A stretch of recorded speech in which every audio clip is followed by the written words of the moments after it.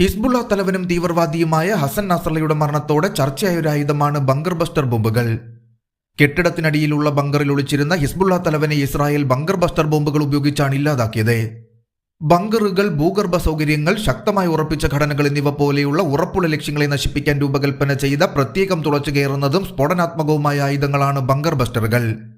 പ്രാകൃതമായ ഉപരോധായുധങ്ങളും അടിസ്ഥാന സ്ഫോടക വസ്തുക്കളും ഉപയോഗിച്ചുള്ള ആദ്യകാല ശ്രമങ്ങളുടെ ഭാഗമായി ഉറപ്പുള്ള ലക്ഷ്യങ്ങളിലേക്ക് തുളച്ചു കയറുക എന്ന ആശയം പുരാതന യുദ്ധത്തിൽ നിന്നും തന്നെ ആരംഭിച്ചു. എന്നിരുന്നാലും 20-ാം നൂറ്റാണ്ട് വരെ, പ്രത്യേകിച്ച് രണ്ടാം ലോക മഹായുദ്ധകാലത്തും ശീതയുദ്ധ കാലഘട്ടത്തിലും സമർപ്പിത ബങ്കർ ബസ്റ്റർ യുദ്ധോപകരണങ്ങൾ വികസിപ്പിക്കുന്നതിൽ കാര്യമായ പുരോഗതി ഉണ്ടായിട്ടില്ല. അതേസമയം രണ്ടാം ലോക മഹായുദ്ധത്തിൽ യൂറോപ്യൻ മേഖലകളിലെ നാസി ബങ്കറുകളിലേക്ക് തുളച്ചു കയറേണ്ടതിന്റെ ആവശ്യകത പ്രത്യേക ബോംബുകൾ വികസിപ്പിക്കാൻ പ്രേരിപ്പിക്കുകയും ഈ മേഖലയിലെ ഭാവി കണ്ടുപിടുത്തങ്ങൾക്ക് അടിത്തറയിടുകയും ചെയ്തു. ഇന്നത്തെ യുദ്ധത്തിൽ മറ്റ് വിവിധ ആപ്ലിക്കേഷനുകൾക്കിടയിൽ തീവ്രവാദ ഗ്രൂപ്പുകൾക്കെതിരെ പോരാടുന്നതിൽ ഗുരുതരമായ സ്വാധീനം ചെലുത്തിയ വഴിത്തിരിവുള്ള കണ്ടുപിടുത്തങ്ങളിലൊന്നാണ് ബങ്കർ ബസ്റ്റർ എന്ന ഈ യുദ്ധോപകരണങ്ങൾ. 1991 ഗൾഫ് യുദ്ധ സമയത്ത് ഇറാഖിലെ നിരവധി ഭൂഗർഭ സൈനിക ബങ്കറുകളെക്കുറിച്ച് സഖ്യസേനയ്ക്ക് അറിയാമായിരുന്നു. മറുപടിയായി ഈ ഭൂഗർഭ ലക്ഷ്യങ്ങളിലേക്ക് എത്തിച്ചേരാനും നിർവീര്യമാക്കാനും കഴിവുള്ള ഒരു നവീന ബങ്കർ ബസ്റ്റിംഗ് ബോംബ് രൂപപ്പെടുത്താൻ ലക്ഷ്യമിട്ടുള്ള വിപുലമായ ഗവേഷണ വികസന ശ്രമങ്ങൾക്ക് അമേരിക്കൻ വ്യോമസേന തുടക്കമിട്ടു. അങ്ങനെ വളരെ ചുരുങ്ങിയ സമയത്തിനുള്ളിൽ ഒരു പ്രോട്ടോടൈപ്പ് രൂപപ്പെടുത്തിയെടുക്കുകയും അങ്ങനെ ബങ്കർ ബസ്റ്റർ ബോംബ് എന്ന ആശയം വളർന്നു വരികയും ചെയ്തു. ഇന്നത്തെ വീഡിയോയിൽ ലോകത്തിൽ പ്രവർത്തനത്തിലുള്ള ബങ്കർ ബസ്റ്റർ ബോംബുകൾ ഏതെല്ലാമാണെന്നും അതോടൊപ്പം ഇന്ത്യയുടെ കൈവശമുള്ള ബങ്കർ ബസ്റ്റർ ബോംബുകൾ ഏതെല്ലാമാണെന്നും നമുക്കൊന്ന് വിശദമായി നോക്കാൻ ശ്രമിക്കാം. ആദ്യമായി നമുക്ക് ഇന്ന് പ്രവർത്തനക്ഷമമായ ബങ്കർ ബസ്റ്ററുകൾ ഏതെല്ലാമാണെന്ന് നോക്കാം. ഒന്നാമതായി ഗൈഡഡ് ബോംബ് യൂണിറ്റുകൾ. ലക്ഷ്യങ്ങളെ കൃത്യമായി പ്രഹരിക്കാനുള്ള മാർഗനിർദ്ദേശ സംവിധാനങ്ങൾ കൊണ്ട് സജ്ജീകരിച്ചിരിക്കുന്ന കൃത്യമായ മാർഗനിർദ്ദേശമുള്ള യുദ്ധോപകരണങ്ങളാണ് ഗൈഡഡ് ബോംബ് യൂണിറ്റുകൾ. കാഠിന്യമുള്ള ലക്ഷ്യങ്ങളിലേക്ക് തുളച്ചു കയറാൻ പ്രത്യേകം രൂപകൽപ്പന ചെയ്തിരിക്കുന്ന ബങ്കർ ബസ്റ്റർ വേരിയന്റുകൾ ഉൾപ്പെടെ ഇവ വിവിധ വലിപ്പങ്ങളിലും കോൺഫിഗറേഷനുകളിലും വരുന്നു. ഈ യുദ്ധ സാമഗ്രികൾ സാധാരണയായി ലേസർ, GPS അല്ലെങ്കിൽ ഇനേർഷ്യൽ നാവിഗേഷൻ പോലെയുള്ള നൂതന മാർഗനിർദ്ദേശ സംവിധാനങ്ങൾ അവതരിപ്പിക്കുന്നു. ഇത് ഭൂഗർഭ അല്ലെങ്കിൽ ഉറപ്പുള്ള ഘടനകളെ കൃത്യമായി ലക്ഷ്യമിടാനും ഇടപഴകാനും അനുവദിക്കുന്നു. ബങ്കർ ബസ്റ്റർ ഗൈഡഡ് ബോംബ് യൂണിറ്റുകൾ സ്ഫോടനത്തിന് മുൻപ് ലക്ഷ്യത്തിലേക്ക് ആഴത്തിലുള്ള നുഴഞ്ഞുകയറ്റം ഉറപ്പാക്കാൻ ശക്തമായ സ്ഫോടക വസ്തുക്കളും പ്രത്യേക കേസിംഗ് മെറ്റീരിയലുകളും ഉപയോഗിച്ചു പോരുന്നു. രണ്ടാമതായി മിസൈൽ ടൈപ്പ് ബങ്കർ ബസ്റ്റർ ബോംബുകൾ. മിസൈലുകൾ അവയുടെ ദീർഘദൂര ശേഷിയും കൃത്യമായ മാർഗനിർദ്ദേശ സംവിധാനവും കാരണം ബങ്കർ തകർക്കുന്നതിൽ ഒരു പ്രധാന പങ്ക് വഹിക്കുന്നു.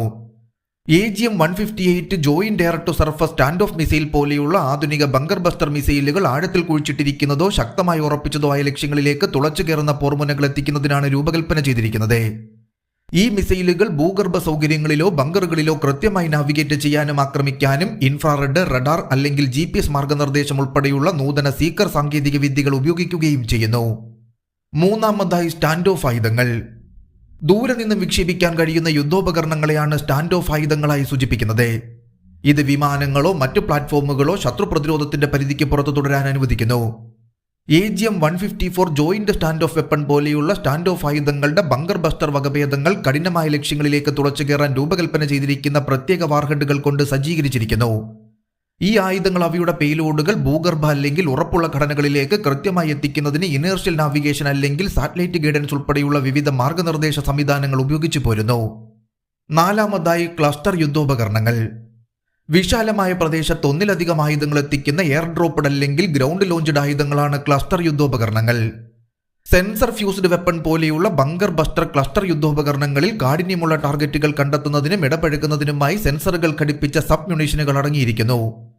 ഭൂഗർഭ ബങ്കറുകളിലേക്കോ ഉറപ്പുള്ള സൗകര്യങ്ങളിലേക്കോ തുളച്ചു കയറാനുള്ള സാധ്യത വർദ്ധിപ്പിച്ച് സ്ഫോടക വസ്തുക്കൾ ഉപയോഗിച്ച് ലക്ഷ്യസ്ഥാനത്തെ പൂരിതമാക്കുന്നതിനാണ് ഈ യുദ്ധോപകരണങ്ങൾ രൂപകൽപ്പന ചെയ്തിരിക്കുന്നത്. അഞ്ചാമതായി ന്യൂക്ലിയർ ബങ്കർ ബസ്റ്റർ ബോംബുകൾ. ന്യൂക്ലിയർ ബങ്കർ ബസ്റ്റർ ബോംബുകൾ പരമ്പരാഗത ബങ്കർ ബസ്റ്റർ യുദ്ധോപകരണങ്ങളുടെ ആണവ വാർഹെഡ് സജ്ജീകരിച്ച പതിപ്പായി പ്രവർത്തിക്കുന്നു. മണ്ണ്, പാറ അല്ലെങ്കിൽ കോൺക്രീറ്റ് എന്നിവയിലൂടെയുള്ള നുഴഞ്ഞുകയറ്റം വർദ്ധിപ്പിക്കുന്നതിനായി ഇതിന്റെ ആണവ-ഇതര ഘടകം പ്രത്യേകം രൂപകൽപ്പന ചെയ്തിട്ടുള്ളതിനാൽ ഒരു ആണവ വാർഹെഡ് അതിന്റെ ഉദ്ദേശിച്ച ലക്ഷ്യത്തിലേക്ക് എത്തിക്കുന്നതിന് സഹായിക്കുന്നു. സ്ഫോടനാത്മകമായ ഈൽഡ് കുറവായതിനാൽ സാധാരണയായ എയർ ബേസ്ഡ് ന്യൂക്ലിയർ ഡിറ്റണേഷനുകളെ അപേക്ഷിച്ച് റേഡിയോ ആക്റ്റീവ് ഫാൾഔട്ട് കുറവുള്ള ഉറപ്പുള്ള ഘടനകളെ നശിപ്പിക്കുക എന്നതാണ് ഇവയുടെ പ്രാഥമിക ലക്ഷ്യം. ഇവയിൽ ചിലത് പ്രവർത്തനക്ഷമമാണ് എന്നത് കൂടാതെ ചിലത് മികച്ചതും കൂടുതൽ നൂതനവുമായ സവിശേഷതകൾ ഉൾപ്പെടുത്തുന്നതിനായി വികസിപ്പിച്ചുകൊണ്ടിരിക്കുകയാണ്. അതിനാൽ തന്നെ ന്യൂക്ലിയർ ബങ്കർ ബസ്റ്റർ ബോംബുകൾ തന്ത്രപരമായ അണവായുധങ്ങളുടെ ഭാഗമായി നിലവിൽ മാറിയിരിക്കുന്നു. ഇനി നമുക്കൊരു ബങ്കർ ബസ്റ്റർ എങ്ങനെ പ്രവർത്തിക്കുന്നു എന്നൊന്ന് വിശദമായി നോക്കാം. ബങ്കർ ബസ്റ്ററുകളുടെ പ്രാഥമിക മുൻഗണന ഉറപ്പിച്ച കോൺക്രീറ്റിന്റെ അനേകം മീറ്റർ തുളച്ചു കയറുകയോ അല്ലെങ്കിൽ നിലത്തേക്ക് ആഴത്തിൽ പോകുകയോ അല്ലെങ്കിൽ ആദ്യ സമ്പർക്കത്തിൽ അകാല സ്ഫോടനമുണ്ടാകാതെ ആവശ്യമുള്ള ലക്ഷ്യത്തിനടിയിലെത്തുകയോ ചെയ്യുക എന്നതാണ്. ലഭ്യമായ ഓപ്പൺ സോഴ്സ് വിവരങ്ങളിൽ നിന്നും ഈ സംഭവവികാസങ്ങളിൽ ഉപയോഗിക്കുന്ന ജനറിക് ഘടകങ്ങളിൽ നിന്നും ബങ്കർ ബസ്റ്ററുകൾ അടിസ്ഥാനപരമായി 80% TNT, 20% അലൂമിനിയം പൗഡർ എന്നിവയുടെ മിശ്രിതമായ ട്രൈറ്റണൽ ഉപയോഗിക്കുന്നു.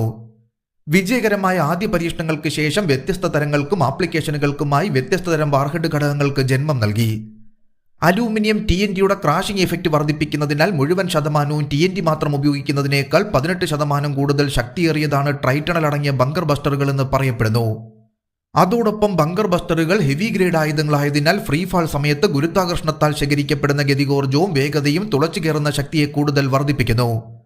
ലക്ഷ്യത്തിലെത്തുന്നതിന് മുൻപ് തന്നെ ആദ്യം നിലത്ത് തൊടുമ്പോൾ ബോംബ് അകാലത്തിൽ പൊട്ടിത്തെറിക്കാതിരിക്കാൻ ഒരു കാലതാമസ സംവിധാനം അത്യാവശ്യമാണ്. ഒരു ഡിലേ ഫ്യൂസ് അല്ലെങ്കിൽ ഹാർഡ് ടാർഗറ്റ് സ്മാർട്ട് ഫ്യൂസ് മെക്കാനിസങ്ങൾ ഉപയോഗിച്ചാണ് ഇത് ചെയ്തു പോരുന്നത്.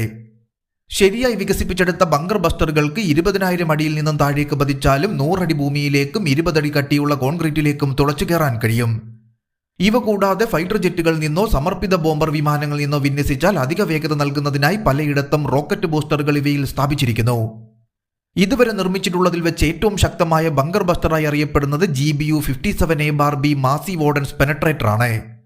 തുടക്കത്തിൽ നോർത്ത്റോപ്പ് ഗ്രമ്മനും ലോക്കിഡ് മാർട്ടിനും ചേർന്ന് വികസിപ്പിച്ചെടുക്കുകയും പിന്നീട് നിർമ്മാണത്തിനായി ബോയിങ്ങിനെ ഏൽപ്പിക്കുകയും ചെയ്ത GBU-57A-B ശത്രുക്കളുടെ പേടിസ്വപ്നമാണ്.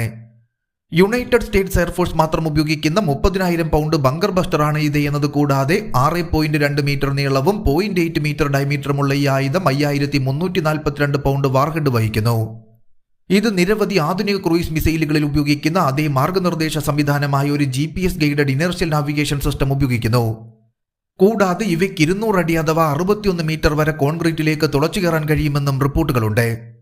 B-21 സ്ട്രാറ്റോഫോർട്ടസ്, വരാനിരിക്കുന്ന B-21 റൈഡർ സ്റ്റെൽത്ത് ബോംബർ എന്നിവയിൽ ഇവ സംയോജിപ്പിക്കാനുള്ള പരിശോധനകൾ നടക്കുന്നുണ്ടെങ്കിലും ഇവയിൽ 2 എണ്ണം വഹിക്കാൻ കഴിയുന്ന B-2 സ്പിരിറ്റ് സ്റ്റെൽത്ത് ബോംബർ മാത്രമാണ് ഇത് വിജയകരമായി വഹിക്കാൻ കഴിയുന്ന ഏക വിമാനം.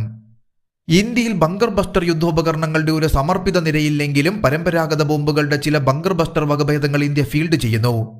അവ ഏതെല്ലാമാണെന്ന് നമുക്കൊന്ന് വിശദമായി നോക്കാൻ ശ്രമിക്കാം. ഒന്നാമതായി സ്പൈസ് 2000. ഏറ്റവും മികച്ച ഉദാഹരണമായി ഇന്ത്യ ബലാക്കോട്ട് വ്യോമാക്രമണത്തിൽ തീവ്രവാദ ക്യാമ്പുകളെ ആക്രമിക്കാൻ സ്പൈസ് 2000 ഉപയോഗിച്ചിരുന്നു. 2019 ഫെബ്രുവരിയിലെ വ്യോമാക്രമണങ്ങളിൽ ബങ്കർ ബസ്റ്റിംഗ് വേരിയന്റ് തന്നെ ഉപയോഗിക്കുകയും തുടർന്ന് 2019 ഓഗസ്റ്റിൽ ഈ ബോംബുകളുടെ അധിക ഓർഡറും ഇന്ത്യ നൽകി. റാഫേൽ അഡ്വാൻസ്ഡ് ഡിഫൻസ് സിസ്റ്റംസ് രൂപകൽപ്പന ചെയ്ത സ്പൈസ് 2000 ഒരു GPS സംയോജിത ഇനേർഷ്യൽ നാവിഗേറ്റഡ് സിസ്റ്റം ഉപയോഗിക്കുകയും ഒരു സ്റ്റാൻഡ് ഓഫ് റേഞ്ച് വാഗ്ദാനം ചെയ്യുകയും ചെയ്യുന്നു. 60 മുതൽ 100 കിലോമീറ്റർ റേഞ്ചും 3 മീറ്ററിന്റെ CEPയിൽ താഴെയുള്ള ഉയർന്ന കൃത്യതയുമാണ് ഇതിന്റെ ഏറ്റവും വലിയ സവിശേഷത. സ്പൈസ് 2000കളിൽ ഇന്ത്യ നിലവിൽ MK-84 വാർഹെഡ് ഉപയോഗിച്ചു പോരുന്നു.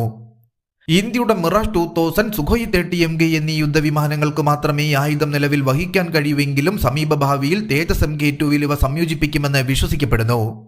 രണ്ടാമതായി hammer weapon. Safran electronics and defence വികസിപ്പിച്ചെടുത്ത ഒരു ഫ്രഞ്ച് എയർ ടു ഗ്രൗണ്ട് ആയുധ സംവിധാനമാണ് ഹാമർ എന്നത്.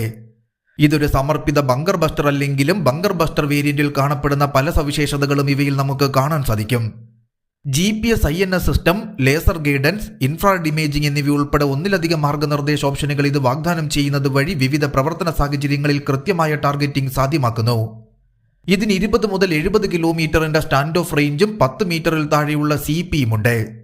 ബങ്കർ ബസ്റ്റിംഗ് ഹാമർ വേരിയന്റ് ഒരു ഓൾ വെതർ ആയുധമാണ് എന്നത് കൂടാതെ ഫ്ലെക്സിബിൾ ഗൈഡൻസ് ഓപ്ഷനുകൾ കാരണം പകലും രാത്രിയുമുള്ള എല്ലാ പ്രതികൂല കാലാവസ്ഥയിലും ഒരുപോലെ ഫലപ്രദമായി പ്രവർത്തിക്കാൻ ഇവയ്ക്ക് കഴിയും.